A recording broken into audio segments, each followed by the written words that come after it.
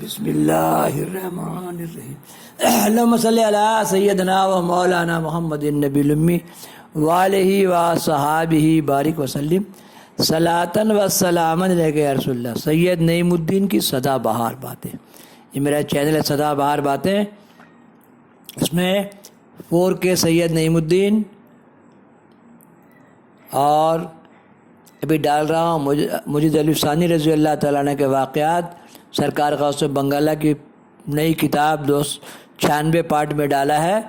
اولیاء اللہ کا ذکر چل رہا ہے۔ اللہم صلی علی سیدنا مولانا محمد النبی الامی وآلہ و صحابہ بارک وسلم۔ 900 سال پرانی باتیں ہیں یہ۔ میں نے اسے بہت ساری کتابیں جمع رکھا ہے، انشاءاللہ سب یوٹیوب میں ڈال دیں گے۔ تو یہ پارٹ 10 ہے نا۔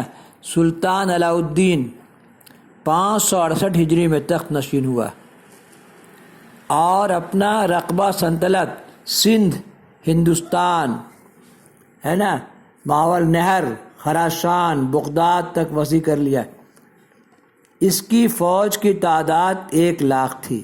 اس نے سلجوقی بادشاہوں کا خاتمہ کیا اور 596 میں وفات پائی۔ اس کے بعد اس کا بیٹا محمد بن تکش خورزم شاہ بادشاہ ہوا۔ اس نے خورزم شاہی حکومت کو اور بھی وسیع اور طاقتور بنا دیا۔ اس نے تقریباً 21 سال تک حکومت کی۔ اس کے دور حکومت میں اس کا رقبہ سلطنت عراق سے ترکستان، بلاد غزانہ، ہندوستان کے بعض حصے ہے نا، بہستان، کرمان، تبرستان، جرجان، خراسان، فارس تک پھیلی ہوئی تھی۔ یہ بادشاہ خود بھی زبردست عالم تھا اور علماء فضلاء ہے نا، آداب و شورا کی تعظیم و توقیر کے ساتھ علمی سرپرستی قدردانی بھی کرتا تھا اور ان علماء و فضلاء کی علمی مجلسوں میں شریک ہوتا تھا۔ ان دونوں بادشاہوں نے بھی امام رازی رحمۃ اللہ علیہ کی بڑی قدردانی کی، بلکہ محمد بن تکش خورزم شاہ تو امام رازی کا شاگرد بھی تھا۔ حضرت سید نجم الدین کبریٰ اولیاء گر مانے یہ ایسے بزرگ تھے کہ جس پر نگاہ ڈالتے کیسے غوث پاک چور کو ولی بنا دیے ہے نا۔ تو یہ سید نجم الدین کبریٰ اولیاء گر تھے ہے نا۔ ان کے دست حق پر بیعت کے بعد امام رازی نے خلوت نشینی اختیار کر لی، امام رازی کے پیر، اور جس خلوت سے باہر آئے تو تفسیر لکھنی شروع کی۔ اس میں فلسفانہ اور متکلمانہ مباحث کے ساتھ اکثر و بیشتر مقامات پر صوفیہ حقائق و معارف اور اسرار اور موضوع الہیہ بھی پائے جاتے ہیں۔ آپ کی ان تصریحات سے معلوم ہوتا ہے کہ اس تفسیر کے لکھنے کے وقت اور دیگر علوم کی وقت آپ کے دل میں سے جاتی رہی۔ وہ صرف قرآن حکیم کو ہی دینی اور دنیاوی سعادت کا منبع اور رضا الہی کا ذریعہ سمجھتے تھے۔ اونلی قرآن پڑھنے سے کوئی دعا کرنے کا ضرورت نہیں، اللہ تعالیٰ آپ کی زندگی سنوار دے گا۔ اگر ہو سکے تو 1 پارہ روز پڑھنا چاہیے۔ میرے والد نے کہا جب تک زندہ رہے 1 پارہ روز پڑھتے تھے، 500 سے زیادہ قرآن پڑھا۔ قرآن پڑھنے سے نسلیں درست ہو جاتی ہیں۔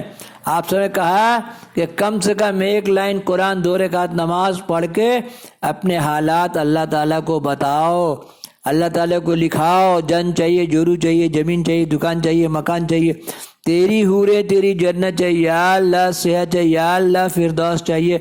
یہ قرآن پڑھ کے اللہ کو لکھانا چاہیے، اور جو جوتا کا پھیتا چاہیے اور کیا چاہیے، جو چاہیے سب بولنا ہے۔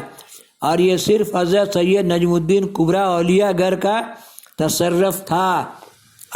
سوچئے کہ رازی رحمۃ اللہ علیہ کے پیر جو تھے وہ اولیاء گر تھے، لوگوں کو اولیاء بنا دیتے تھے۔ سوچئے اولیاء را ہست قدرت ازلا تیر جستہ باز گرد انداز راہ. اللہ نے اپنے ولیوں کو قوت و طاقت دیا ہے کہ ظلم و ستم کے چلنے والے تیروں کو آدھے راستے سے لوٹا دیتے. اللہ کے ولی کو نہ کسی بات کا خوف ہے نہ کسی بات کا غم ہے.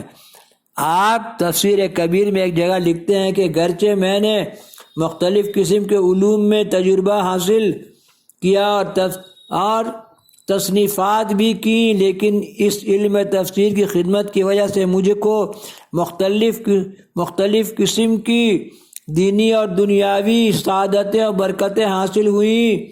تب سوچئے دین کا کام کرنے سے کتنی برکتیں ملتی ہیں آدمی کو. ہر زبان میں ڈالیے، 19,000 زبان میں، اپنا لوکل زبان میں ڈالیے، انگلش میں ڈالیے، ہے نا. اللہ نے آدم علیہ السلام کو 19,000 زبان سکھایا. ساری زبان آدم علیہ السلام کی اولاد لوگوں کی، کسی زبان سے نفرت مت کیجیے. وہ اور دعا کیجیے کہ 19,000 زبان میں اسلام کو پھیلانا، اسلام کو ڈالنا. وائی فائی آ گیا ہے، 19,000 زبان میں اسلام بتائیے. اور وہ دوسرے علوم کی وجہ سے حاصل نہیں ہوئی.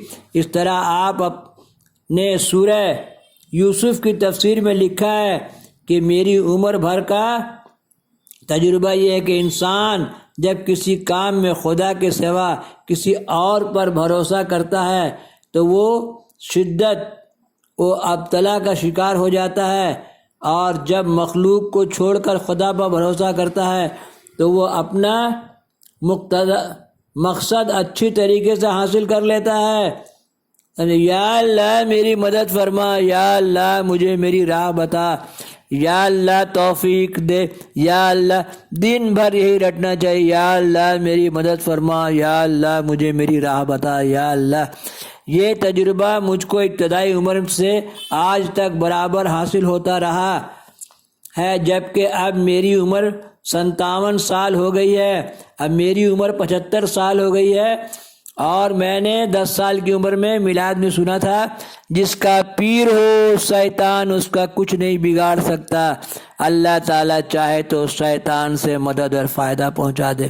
اور آج شیطان کی مدد سے ہی میں اتنی آرام دہ زندگی گزار رہا ہوں. اللہم صلی علی سیدنا مولانا محمد النبی الامی والہ واصحابہ بارک وسلم.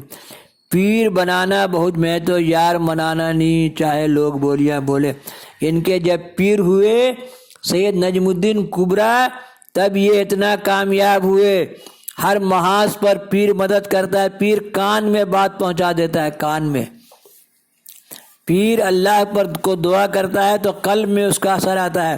بھلے پیر کیا آتا ہے؟ پیر علی الی اوس غوث اولیاء اولیاء بولتے رہتے ہیں لوگ. غوث چور کو ولی بناتے ہیں، دیکھتے ہیں. یہ پیر اولیاء گر،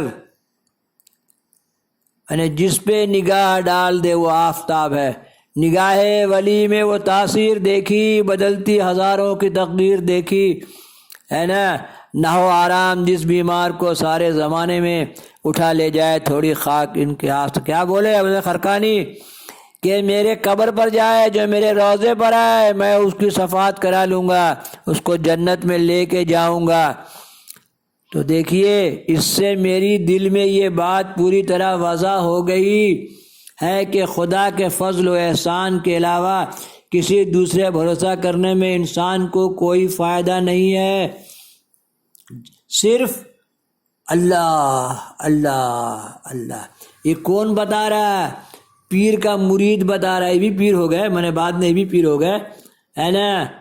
نجم الدین کبریٰ کے مرید بتا رہے ہیں یہ بات، ہے نا. کیا بتا رہے ہیں؟ پہلے پیر کیا ہوتا ہے؟ پیر اللہ سے ملا دیتا ہے. یہ ان کے مرید بتا رہے ہیں. کیا بول رہے ہیں؟ خدا کے فضل و احسان کے علاوہ کسی دوسرے پر بھروسہ کرنے میں انسان کو کوئی فائدہ نہیں ہے. کسی پر بھروسہ نہیں کرنا ہے، اللہ پر بھروسہ کرنا ہے. یا اللہ توفیق دے، یا اللہ میری مدد فرما. یہ کون بتا رہا ہے؟ یہ بتا رہے ہیں نجم الدین کبریٰ اولیاء گر کے، جن جو یہ اولیاء گر تھے جس پہ نگاہ ڈال دے وہ آفتاب ہے. ان کا مرید ہے نا. ان کا مرید کیا بول رہا ہے؟ ان کا مرید کہاں سے سیکھا؟ ان سے سیکھا. ان کا مرید بول رہا ہے کہ خدا کے فضل احسان کے علاوہ کسی دوسرے بھروسہ کرنے میں انسان کا کوئی فائدہ نہیں ہے۔ مکمل طور پر اللہ کے ہو جاؤ۔ غوث پاک بولے اللہ کی رسی کو مضبوطی سے پکڑ لو، اور اللہ کی رسی کہاں ہے؟ مسجد میں جھول رہا ہے، مسجد کے میناروں سے روزی تقسیم ہوتا ہے، اللہ کی رسی جو ہے وہ مسجد میں جھول رہا ہے، اور توفیق الہی نہیں کہ آدمی نماز پڑھے۔ تب سوچئے کہاں بھی پکڑیے اللہ کی رسی، اللہ کی رسی مسجد میں جھول رہا ہے نا۔ تب وہی ہے کہ جب نہیں ہوتا ہے تب وہی پیر کے بابا دعا کرو، بابا دعا، تو مائیں دعا کرے، باپ دعا کرے، خود دعا کرو، تو دعاؤں سے کام بن جاتا ہے۔ اور اچھا خیال، اچھا عقیدہ۔ ابھی ایک پیپر میں ہم نے پڑھا کہ وہ لڑکی جو کون بنے کروڑ پتی میں جیت گئی 1 کروڑ روپیہ کچھ 1 آدھ سال پہلے، اس کی ماں کا ہڈا میں یہ خیال تھا کہ ہاٹ چیئر پہ بیٹھے گی اور 1 کروڑ جیتے گی، ہے نا۔ تو جیسا ماں باپ کا خیال ہوگا ویسی اولاد ڈیولپ کرے گا، اور ماں باپ کا مر جائے، بلا جائے، کوڑی ہو جائے، تیرا بھیجا کتا کھائے، بیٹیاں ان کو ایسا برا گالی۔ تب سوچئے والفحشاء والمنکر والبغی وذکر اللہ تعالی اعلیٰ اولا و عز و جل و تم و ہم و اکبر۔ ہر جمعہ کو امام صاحب یہی بولتے ہیں، ہے نا۔ اب مسلمان کا حال ہے کہ ہے نا، جوتا گالی، چپل و گالی، بیوی کو گالی، ٹی وی کو گالی، اٹھتے ہی بیٹا گالی شروع ہو گیا ہے۔ تو میرا عمر 75 سال ہو گیا، بیٹا ہم بول سکتے ہیں صاحب، ابھی جو لڑکا لوگ میرا بات سنے گا میرا بچہ کی طرح ہے۔ میرا پیغام محبت ہے، جہاں تک پہنچے، ٹھیس لگا تو گالی بکنے لگ گیا ہے۔ تو ابھی سوچئے ٹھیس لگا تو یا اللہ، ہر آہٹ پر یا اللہ، ہر چوکھٹ پر یا اللہ۔ ہم جب جاتے ہیں اللہ والوں کی بارگاہ میں تو یہی بولتے ہیں، یا بابا الہی خیر گردانی بحق کے غوث بنگالہ، الہی خیر گردانی بحق کے نجم الدین کبریٰ، الہی خیر گردانی بحق کے سرازی بابا، الہی خیر گردانی، اللہم صلی علی سیدنا مولانا محمد النبی الامی وآلہ وصحبہ بارک وسلم صلاۃ و سلاما علیک یا رسول اللہ صلی اللہ علیہ وسلم۔ اب اس کے بعد ڈالیں گے پارٹ 11۔ اولیاء اللہ کا ذکر پڑھنے سے ایمان تازہ ہو جاتا ہے۔ پارٹ 11 دیکھیے، ہے نا۔ غوث پاک چور کو ولی بنا دے، اور سید نجم الدین کبریٰ اولیاء گر جس پہ نگاہ ڈال دے وہ آفتاب ہے۔